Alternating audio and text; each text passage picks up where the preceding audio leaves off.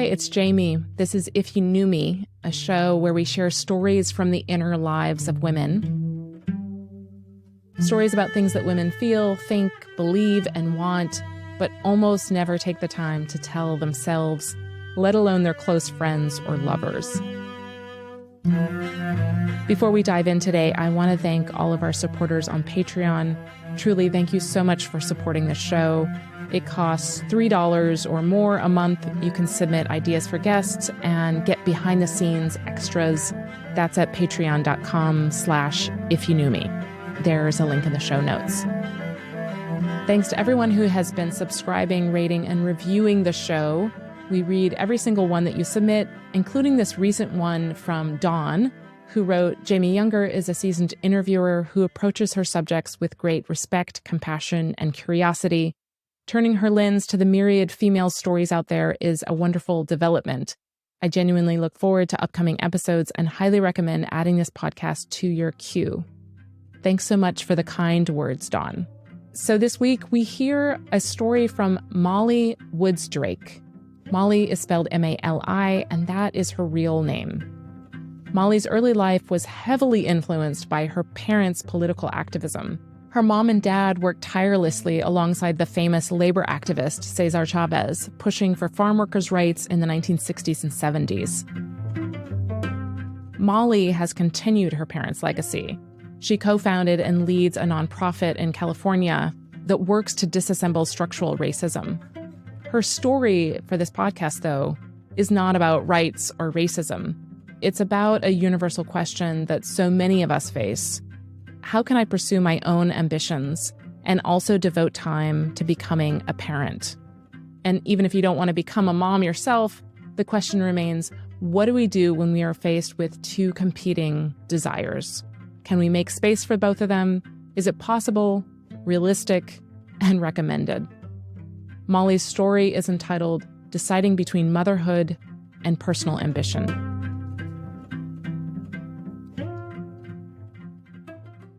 I can say that at this point in my life, and I'm 40, soon to be 41 at the end of the year, and a recently married woman. I got married in August, and I'm in a place of a lot of fear and uncertainty in my life, which I actually thought after many, many years of looking for a partner, that was something that would kind of go away once I do happened. But in many ways, it seems to have magnified some other fears and decisions to be made. So I'm in a place of really trying to figure out what comes next, both with starting a family and with decisions that need to or will be made in my personal and professional life. And so I think it's helpful to give a little backstory to my upbringing and my childhood and the history of my family that plays into where I'm at now and why there's heaviness or a lot of indecision.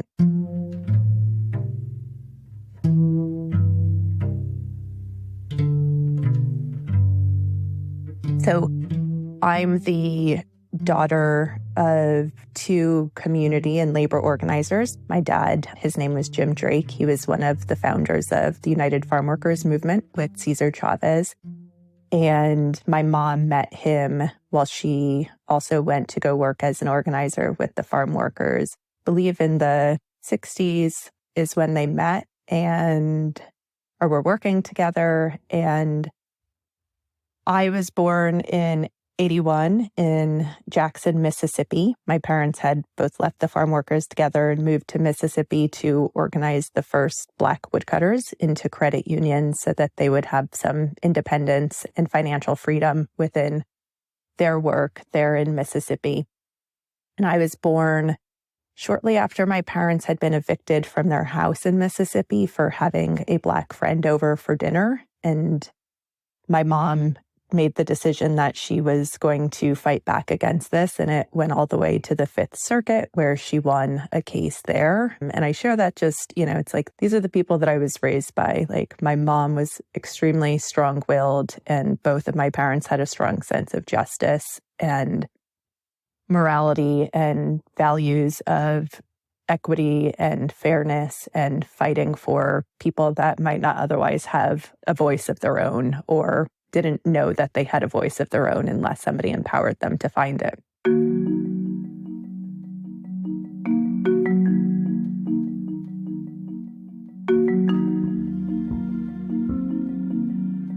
So eventually we would move to Texas, where my dad was organizing in the Rio Grande Valley, and my mom was pretty much raising my brother and I on her own.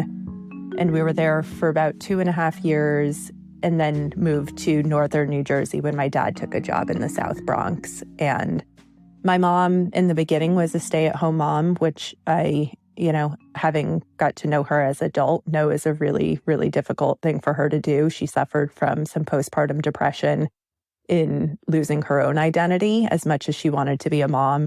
I don't think she was willing to do it at the expense of losing who she was. And that was largely someone who was an advocate for justice, but it kind of took second stage to my dad and his work. And so my dad was doing community organizing in the South Bronx. My mom was a stay-at-home mom. And somewhere around 8 or 9 years old, I think my mom realized she had very much lost who she was and asked or told my dad that she wanted to get a divorce. And that happened around 9 years old, at which point my parents had joint custody. I was with them 1 week on, 1 week off. And for the most part, it was a pretty amicable divorce, and it didn't feel earth-shattering to me as a child. It was more when I got to high school and my mom took a job in Washington, D.C. We were living in New Jersey, and so she would commute Monday to Friday to live and work in Washington, D.C., and I would be with my dad, and then she would come home Friday night and be with us until Monday morning. And as a teenage girl, I really struggled with the absence of my mom, who was working all of the time, and my dad tried the best he could to be present and be home at 5 p.m. and be at my sporting events. But I took it as I wasn't enough and their work was more important and the cause was all consuming. And I started searching for solace, I'd say, or, a respite from some of the pain in alcohol.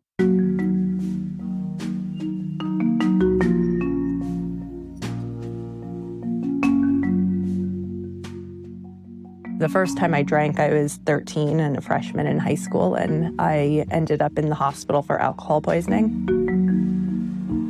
I was dropped off unconscious on my mom's couch, and she would call my dad, and together they brought me to the hospital. It should have been alarming. I sort of found identity in being that girl. Everyone at school knew who I was, what happened, and I was grounded for several months. But as soon as I was allowed out again, it was every Friday I would go out, get drunk, come home, be grounded on Saturday. Sunday would be a good day with my mom. She'd go back to work, and I'd repeat the behavior throughout my entire high school career. And then I would go and apply to college at Arizona State, University of Arizona, UC Boulder, and Rutgers, which were all notorious party schools. And I attended Arizona State, where my drinking escalated as soon as I got there to a 3-4 day a week binge blackout drinker.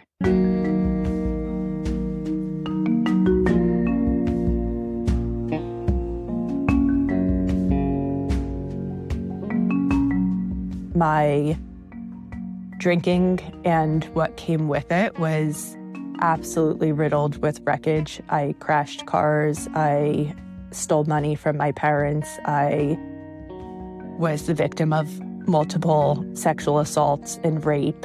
And eventually, what brought me to the end of my drinking was the absolute loss of my own mind. I was having panic attacks all of the time. I was suicidally depressed. I didn't go to school. I was drinking every day. And I woke up one morning, it was the day after my mom's 50th birthday, trying to make the decision to either kill myself or ask for help. And fortunately, I picked up the phone and my mom happened to be in town.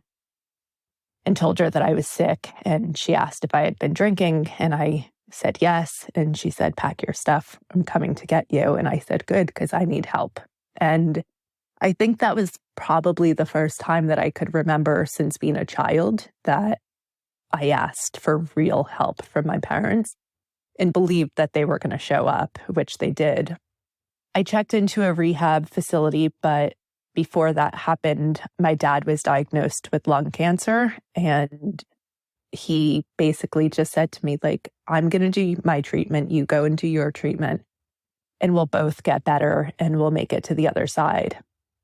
And I was really fortunate to be in an inpatient facility that had a family week, so I could share all my pain with my parents and the resentments and vice versa. And we did a lot of healing because, unfortunately, 6 months after I got sober, my dad did not survive from cancer, and he died on Labor Day in 2001.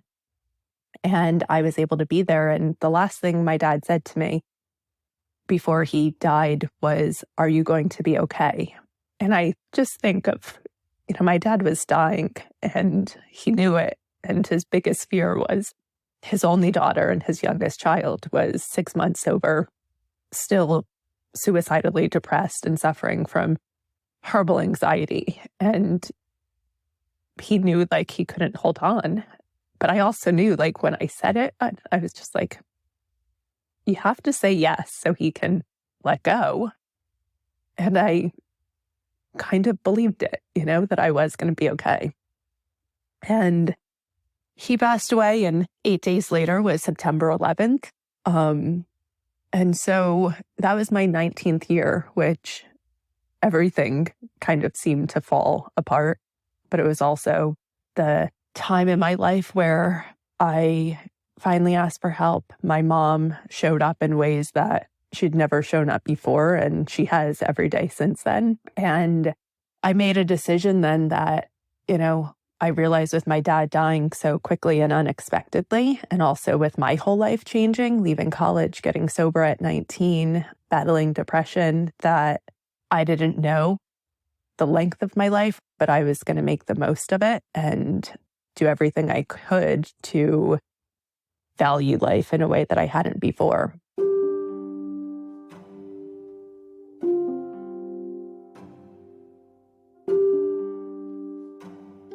I went back to college, didn't know really what I wanted to do, was an English major, and still felt like I was sort of floundering as far as what, my friends were all graduating from college faster than I was because they didn't have a stint in rehab or, several years of depression. And so I felt a bit lost. I was finishing school right around the time that in 2008, Barack Obama was running for president. And I, like many young people and many old people, was swept up with the idea of change and what was possible. And I started volunteering for his campaign. And when he won, I realized that this fire or this foundation that my parents had built in me just by being who they were, of believing in justice, fighting for the person who might not have a voice, was rekindled during this election and this campaign time, and that was what I wanted to do. And so at that point, I applied to work for SEIU, which is one of the largest labor unions in the country. And it's where my mom had already was working. And so I became an organizer. And my first assignment was in Northern California. And so I moved from New Jersey to Northern California with no idea what I was doing in this career or where I was going. But it ultimately ended up being one of the best decisions of my life. And I've worked for SEIU for the last 12 years and had the opportunity to work on incredible campaigns and fight alongside workers who believed that they deserved a better wage, that they deserved better working conditions. I began to understand my parents in a way that I never did before. And I understood the cause, and I understood how difficult the decision was for them sometimes between being there when I was getting ready for my prom or being at a campaign and fighting for workers that didn't even have the ability to get bathroom breaks. And throughout all of this, I also met so many people that had worked with my dad And so it felt like I had this unique opportunity to get to know my father in a way that I never knew him before. And so this role and this work was such a blessing to understand my parents, while at the same time trying not to make the same decisions. I don't want to say they were mistakes because, that was their choices.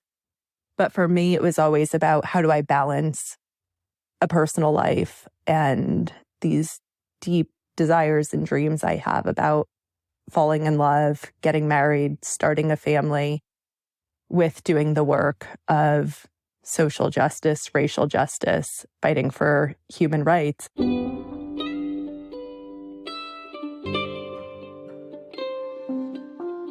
So when you work in the labor movement, people don't talk about it as a job or a career. They talk about it as a cause, and you have to be committed to the cause at all costs. And for the first 5 years of working for SEIU, that meant that I was all over the country, living in hotels, working on organizing campaigns, and had no real personal life of my own. It seemed impossible to me that I would ever meet someone if I was living in hotels in Pennsylvania, but I had a home in California.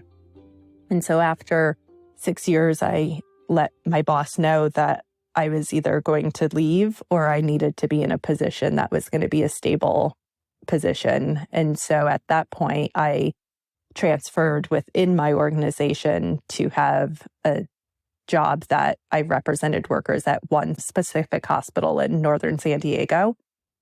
It was a hard decision because it meant in many ways feeling like I can't live up to the legacy of my parents who dedicated their life to organizing and responding to the cause and all of the calls. But it also was the decision I knew that I had to make if I wanted to have this life that I envisioned for myself with a husband and a family.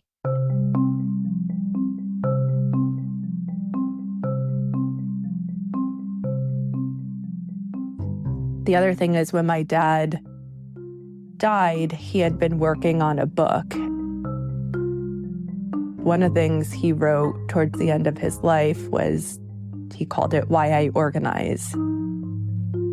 He talked a lot about the regret he had of not showing up. I have half brothers that were raised by my dad and his wife prior to my mom, and how he wasn't present in their life, and then how he tried to do things very differently with myself and my brother.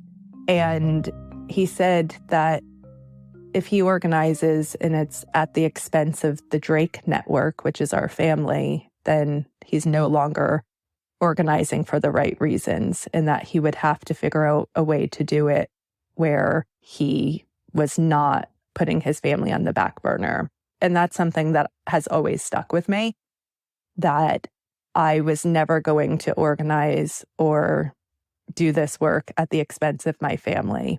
And I was able to do that for a long time, right up until COVID happened and then George Floyd was murdered. And after the murder of George Floyd, I started holding a series of protests in my town with some other women. It wasn't planned. It just, organically, like many of the protests, it started happening. And I live in a community that's about 85 to 90% white, and we have 0.8% Black people that live here. But hundreds of people would come out to these protests and they would ask, what do we do next? What do we do next? And in many ways, I felt like this was the culmination of so much of my life work. And from that, we formed a nonprofit called Encinitas for Equality, which was entirely and has always, for the last 2.5 years, been volunteer-led. And I was one of the co-founders and became the president of the nonprofit. And I absolutely lost myself for about a year and a half in this work.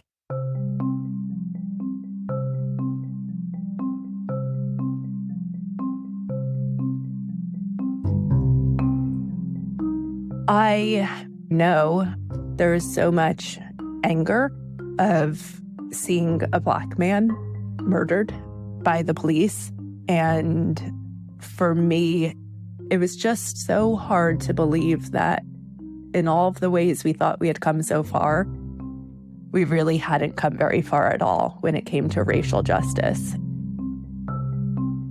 I was full of anger, not just towards the people who devalued the life of Black communities and Black individuals and police and our criminal justice system, but I was also full of anger towards people who were very apathetic for so long. And I didn't really know how to harness that anger in a way that wasn't volatile. Again, I lived in a very white, wealthy community where there was so much privilege, and I was angry at people all the time about it. And I was trying to run a nonprofit to educate people, but in many ways, doing it in a way that was divisive. It was divisive in my own home. For me, it was a hard time to be married to a white man and not be angry at white men all the time. But I didn't know this. To me, I was simply doing the good work of fighting for racial justice. And I was volunteering probably 60 hours a week while also doing my job. It was so much work. I was just drowning in trying to make things better while not realizing that I had totally shut out my partner at that time. Again, as someone who has suffered from addiction, it can surface in many ways. Work had never been one of those ways. And it was absolutely something that I became addicted to. It wasn't like you could see with alcohol where you were causing harm and all of this pain. It was something that felt noble and important and necessary, and it was happening all over the country.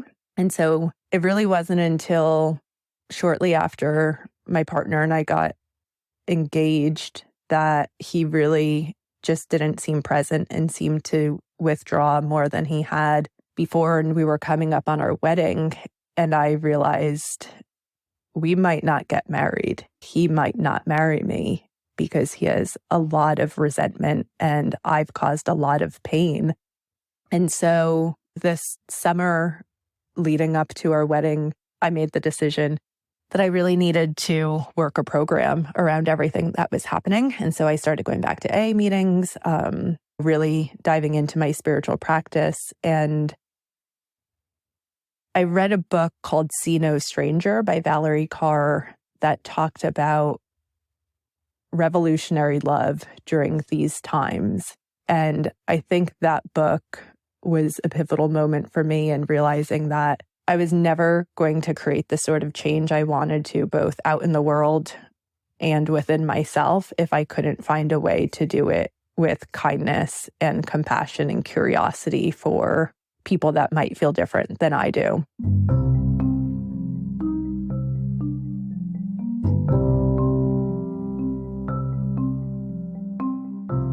Over the last 6 months, I've really tried to transform how I practice this work of justice. And I took 3 months off entirely of doing the work with my nonprofit. I largely thought that I was going to step away for a while from a lot of this work and focus on just my marriage and starting a family. And then I got swept back up in the elections and all that was at stake, and realized that is so much who I am as well, and that I can't step away fully without feeling like I'm abandoning who I really am. I guess that's really my truth around this work, is I don't know how not to care about others who have less or who are being oppressed. And so that's just really part of who I am at my core. And so now I'm at this point where things are better in our marriage. And I think it's a combination of me stepping back from some of this work, as well as me returning to my 12-step meetings and trying to be a softer, kinder person in how I enter into this work. And I have an opportunity to apply for an appointment to an open seat on our town city council. And it's very likely if I do it that I would be the one to get the appointment. If I were single, I know that I would do it. And being married and knowing that we will likely have children in the next year changes that decision of fear of not showing up for a new child the way that I would like to, or fear of destroying my marriage if I decide to do this and it takes up more time again, or I lose myself again. So when I say I'm happily married now, and I thought all of the fear and the indecision would go away with that, it feels like a life of just making decisions for myself has changed, where the simple, easy, obvious decision for me isn't so simple and obvious anymore because it's not just about me. But I also worry that if I don't make the decisions for myself, that I'll carry resentment into my marriage.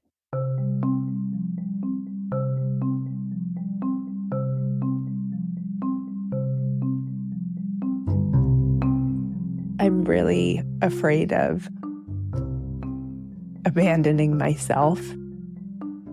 And I'm also really terrified of being alone.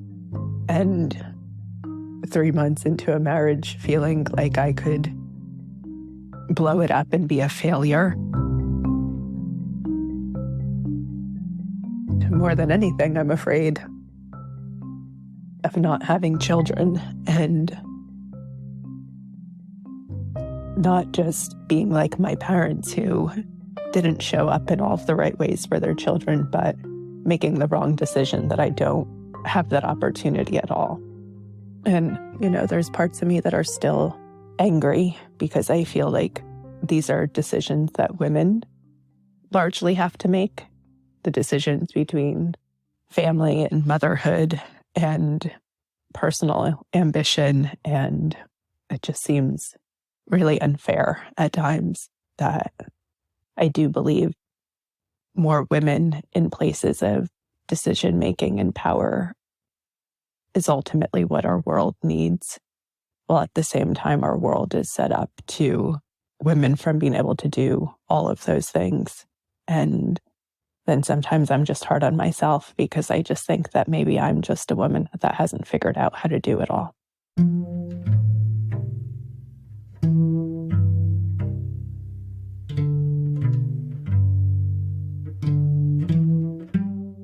Thanks so much for listening to this week's episode. If you enjoyed Molly's story, take a moment and share it with someone you love.